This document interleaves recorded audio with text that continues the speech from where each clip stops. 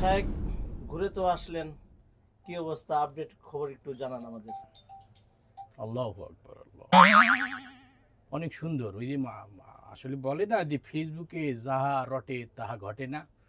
ওই আমরা বাঙালি তো হুজুগে, মানে জিনিস একটা পাইলেই বানাইছেন এই পোস্ট করে দিই। আসলে যা প্রচার হয়েছে এত কিছুই না, আমরা গেলাম না, কত সুন্দর ব্যবহার, হ্যাঁ, অনেক মানে আত্মীয় স্বজনে এত ভালো ব্যবহার করে, এত ভালো ব্যবহার করছে আমাদের সাথে। আমাদের হোটেল নিয়ে খাওয়াইছে আমরা অসাধারণ। আমরা যেভাবে শুনলাম যে ওই দেশে নাকি অনেক হামলা টামলা চলতেছিল। ওই যে 71 সাল নিয়েও দেখবেন যে কতজন কত গুজব ছড়ায়, কিন্তু অত কিছু কিন্তু হয় নাই। এই দেশের অবস্থা ওই ছোটখাটো দু একটা গ্রামে হয়তো কোনো ঝামেলা চলতেছে, আমাদের দেশে হয় না রাজনৈতিক সমস্যার কারণে এই একই অবস্থা। আর ফেসবুকে বাঙালি হুজুগে, যাই হোক, ওনরা যথেষ্ট আন্তরিক, ইসলামের প্রতিও তাদের অনেক ভালোবাসা আছে। এমনকি আমাদের যাওয়ার বিমানের টিকিটটাও তো তারা। আপনি একটু কথা কম বলেন, সবকিছু সব জায়গায় বলা যাবে না, সমস্যা আছে। আপনি কথা বললেন, আমি বলতে আছি। জি বলেন। ওই যাই হোক, অনেক কিছু স্পন্সর করছে এবং আমরা যাওয়ার পরে অনেক মেহমানদারি করছে, আমাদের ঘুরাই ঘুরাই দেখাইছে ইসলামিক ঐতিহ্যগুলা, সবকিছু দেখাইছে যে এইখানে অমুক নবীর কবর, এইখানে অমুক নবী। তারা তো আঙ্গলকের আহলে কিতাবে, সমস্যা কি? আপনি একটু ঘন কথা কন। তা যাই হোক, দেখাইছে। এমনকি আমাদের বলছে যে বর্তমানে রাজনৈতিক যে পরিস্থিতি বাংলাদেশের, এই যে বর্তমান যে উপদেষ্টা সরকার, তাই সে মনে করেন আমাদের দেশের যারা রূপকার, আমাদের দেশটাকে এত সুন্দর করে সাজাইলো, তাদেরকে তো এখন ক্ষমতাচ্যুত তো করছেই, এখন পলাই বেড়াইতেছে, তাদের নাম নিলেও গ্রেপ্তার করতে আসে। তা যাই হোক, আমাদের বলছে যে তাদের ক্ষমতায় কিভাবে ফিরেই আনা যায়, আপাকে আবার কিভাবে দেশে চট করে হামদানো যায়, এই ব্যাপারে একটু ফিকির করতে। তা যাই হোক, সরাসরি যদি আপার নাম দিয়ে, কালকেও তো আমার আর আপনার ব্যাংক অ্যাকাউন্টে ওই যে টাকা ঢুকলো না। এত ঘন কথা বলি এখন, বলেন না ভাই, তো আমি বুঝাই বলতে আছি, ভাই তো বলতেছিল, আমি বলতে আছি সরাসরি আপার নাম নিয়ে এটা আন্দোলন সম্মেলন করলেই তো গ্রেফতার করে। এই কারণে আপার নাম না নিয়ে আমরাও একটা করব। আগামী শুনছি 26 তারিখে আপনাদের একটা আছে, আপনাদের সমাবেশ আছে, ওইটার ভিতরে আপনারা কি?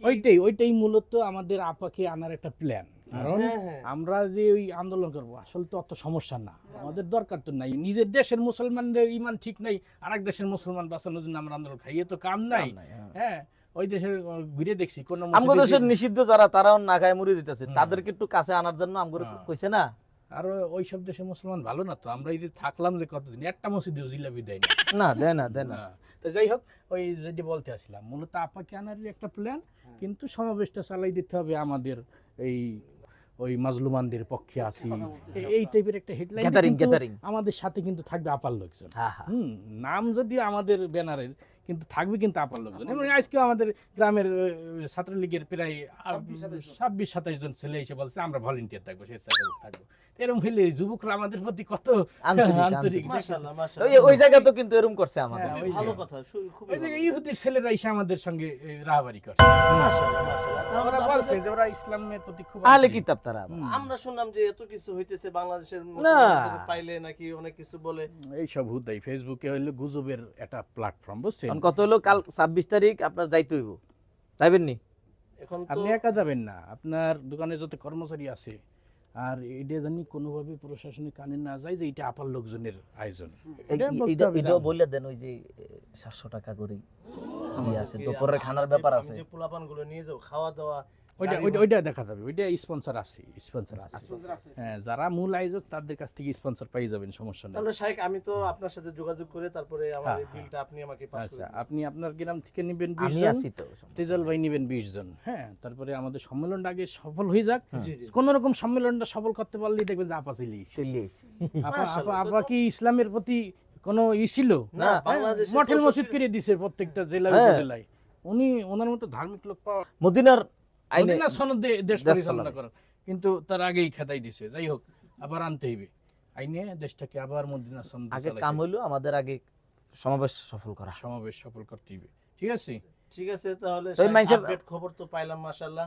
আগামীতে আবার যখন আসেন, আবার তখন আপডেট খবরগুলো জানাবেন ইনশাআল্লাহ। আমাদের সঙ্গে যোগাযোগ করবেন। কোকা-কোলা দুইটা খাবেন নাকি? কোকা-কোলা নাই? কোকা-কোলা এটা তো শুনছি যে ইসরায়েল। আপনার এতক্ষণ কি বুঝাইলাম? ওইটা শুধু গুজব মিয়া। তা আপনি কি কোকা-কোলার পক্ষে কথা বলতে চাইছেন? খানার খাইলে কি ফিলিস্তিন মানুষ মরে যাবে? তারা আমারে গুলি খাইয়ে, এখন ওই কোকের ভিতর কি গুলি আছে? কোক তো একটা পানি, এটা খাইলে ওই জায়গার ক্ষতি কি, যত সব ফাউল খাওয়াইলে কোক আনেন, 2টা কোক খাই। আনে নাই? হ্যাঁ কোক। তাহলে কি কোক আনাই? হ্যাঁ আনেন তাড়াতাড়ি আনেন, ওই যে বাইরে আবার আমার বাটা স্যান্ডেল জোড়া রাখছি, চরে নিয়ে যাবে। তো আপনারা একটু বসেন শাহেক, আমি নিয়ে আসি শাহেক।